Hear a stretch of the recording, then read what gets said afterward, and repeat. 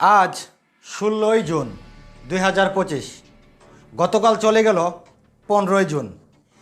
কুরবানির ঈদের ছুটি শেষ করে প্রত্যেকটা সরকারি কর্মকর্তা এবং সরকারি অফিসগুলো খোলা শুরু হলো। আর অন্যদিকে ইশরাক সমর্থনকারীরা ইশরাক আবারও নতুন করে আন্দোলন শুরু করলো।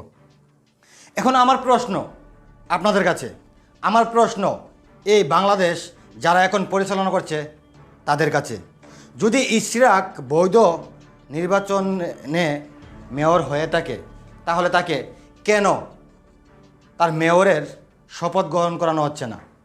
আর যদি ইশরাক অবৈধ হয় তাহলে তাকে কেন অ্যারেস্ট করা হচ্ছে না? এই বিগত 1 মাস ধরে আমরা প্রতিনিয়ত দেখছি নাটক, আর কত দেখব।